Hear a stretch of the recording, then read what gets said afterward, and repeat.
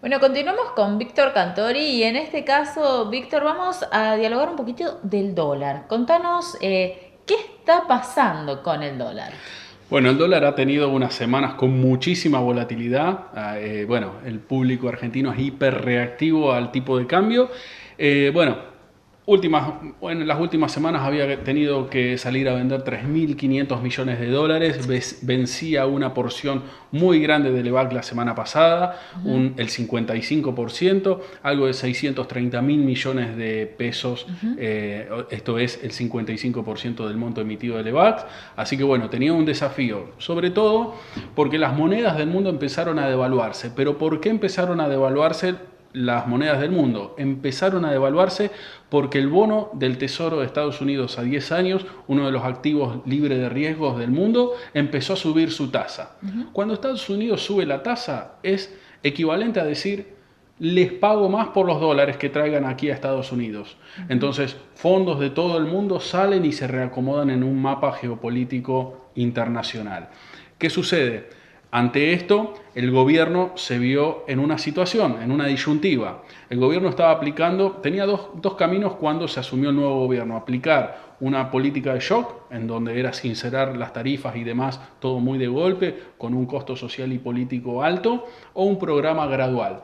Para hacer un programa gradual se necesitaba dinero, básicamente. Entonces, se podía emitir, en donde obviamente se iba a caer inflación, o lo que se podía hacer es se podía emitir deuda, y se podía pedir, perdón, prestado. Entonces se pidió prestado. Al encarecerse el crédito en el exterior, esta deuda empieza a pesar un poco más. Entonces ese condimento, ese conjunto, es por eso le pegó a Argentina. Ese conjunto nos hizo ver un poco la cara negativa justo cuando uno sale a tomar crédito afuera. Entonces, que se encarezca el precio del dinero en el mundo, eso fue un problema. O sea que no necesariamente aplica con una crisis interna del país lo que ha pasado con el dólar, sino que estamos hablando con una crisis externa que nos ha afectado. Exactamente, es un movimiento de placas tectónicas, digamos, por así decirlo, del mundo. No es interno de Argentina. Es verdad que el inversor argentino la pasa mal. Es verdad que el inversor argentino ve todo el tiempo, cuando el inversor argentino ve en los diarios que el dólar es tapa, entonces sale corriendo a comprar dólares, siempre con tranquilidad.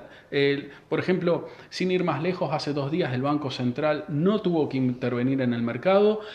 Hoy mismo el dólar ha cerrado a la baja, 25,85 a julio, 29,85 perdón, 28,95 a diciembre. O sea, se mermaron las expectativas, se superó. Bueno, cuando había este vencimiento grande, se pudo renovar el 100% de las LEVAC y se ofrecieron 5.000 millones de pesos más excedentes. O sea, fue una renovación fantástica a una tasa elevada. El hecho de que se renueven las LEVACs habla justamente de un respaldo que se le da al Banco Central, ¿no es así? De alguna Sí, manera, un voto de confianza, por decirlo de alguna forma. sí, por eso el gobierno, por más que a algunos no les guste, ha tenido que salir a pedir un respaldo al Fondo Monetario Internacional, que es que a quien no le guste el Fondo Monetario Internacional sepa que en caso de pedir prestado nos va a prestar a la tasa más conveniente de mercado. Si nos tenemos que financiar en el mundo, nos vamos a financiar más caro. El FMI nos podemos financiar al 4% en dólares, una muy buena tasa para lo que es el mercado argentino. ¿El Fondo Monetario es mala palabra entonces o no? No, el Fondo Monetario Internacional lo que sucede es, sirve para tener respaldo, para que un banco central tenga respaldo. Obviamente que el Fondo Monetario, cuando presta dinero, va a revisar al país y le indica en políticas que le hagan posible el cobro de ese dinero, ¿sí? Entonces por eso muchas veces dicen que el Fondo Monetario tiene injerencia. En realidad le dice a un país las cosas que no está haciendo del todo bien. Así que el Fondo Monetario Internacional es para acudir a tomar deuda siempre que sea más beneficioso, pero para devolverla, no para endeudarse permanentemente, porque entonces sí uno delega algunas tomas de decisiones. De alguna manera sería como diciendo, mira, yo te puedo prestar dinero, pero tendrías que ajustar acá, acá y allá. Exactamente, de ahí está que muchos sabían que yendo al Fondo Monetario Internacional y sometiéndose a la revisión del Fondo Monetario, este programa iba a tener que acelerar el tranco y no ser tan gradualista, porque obviamente que el fondo se lo iba a proponer. Sí. De alguna manera es como cuando uno va a tomar un crédito y también te hacen una revisión de tu propio patrimonio a la hora de poderte dar o no, otorgarte o no ese crédito. En realidad la economía de un país se maneja igual que la economía de nuestra familia. Si gastamos de más, en algún momento tenemos que pagar la tarjeta de crédito.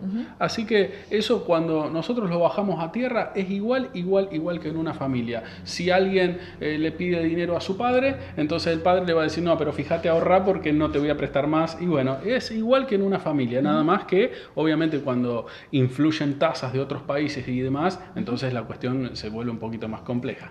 Cuando estamos en esta situación, digamos que más allá de que no sea propia del país, es justamente del mundo, pero nos atañe. ¿Cuáles son los negocios o no que más conviene hacer en este tipo de situaciones? Justamente, la gente cuando empieza toda esta ola de información y se ve bombardeada con el dólar y demás, por ejemplo, yo en esta semana he recibido muchísimas consultas y de gente que quería suscribirle VAX. Para que no se vayan los dólares, el Banco Central estaba dando una tasa altísima, cercana al 40%. Hemos suscrito muchísimas LEVAC con muchísimos clientes. Es más, para los clientes que están viendo esta nota, anímense a consultar sobre inversiones bursátiles, no mediante entidades bancarias, sí mediante entidades y sociedades de bolsa. ¿Por qué? Porque somos más económicos en cuanto a comisiones. Eso lo tienen que saber. Uno de los negocios era poder suscribirle VAX, sabiendo que el Banco Central en esta renovación iba a tener que dar una tasa muy alta para que no se vayan los pesos, generen inflación o el dólar siga escalando. Otro de los negocios también para el que estaba dudoso y quería conservar los dólares era invertir en bonos dolarizados, ¿sí? Así que instrumentos siempre dentro del mercado están, y por ejemplo la tasa llegó al 40%, mientras que en las entidades bancarias estaban en 26-27%. La tasa del mercado de capitales siempre reacciona mucho más rápido que las entidades tradicionales. Por eso, cuando hay estos vaivenes, siempre golpea más a la gente que no tiene información.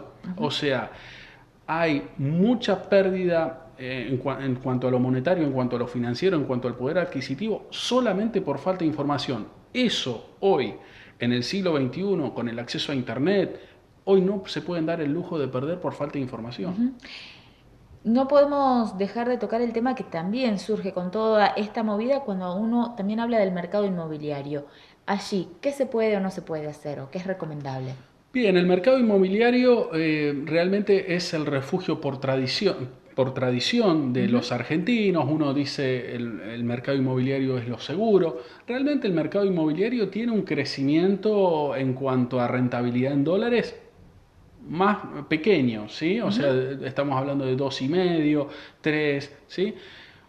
O sea, eso sería para un inversor que puede juntar el monto para invertir en una propiedad, pero también una rentabilidad mayor se la dan los bonos dolarizados, que van a estar en dólares como está el inmueble, pero destinados a un bono le va a generar mayor renta. Los inversores avanzados que ya tienen inmuebles y lo comparan con una alternativa bursátil, ven que la alternativa bursátil no tiene el deterioro del inmueble, los impuestos, inquilinos, contratos, locación, riesgo de estar desocupada, o sea, la amortización del inmueble es aproximadamente del 1% anual, así que tienen muchas ventajas con respecto a la inversión en el inmueble. Otra cuestión, alguien por la 10ª parte o por la 15ª parte del valor de un inmueble puede invertir en el mercado de capitales y obtener la misma renta que se obtendría por un inmueble en términos porcentuales.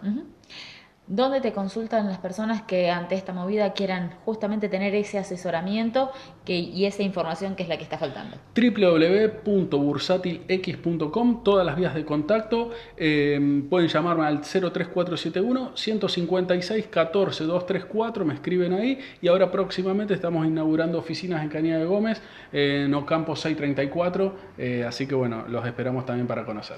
Muchísimas gracias, Víctor. Gracias. Nosotros continuamos con más actualidad informativa.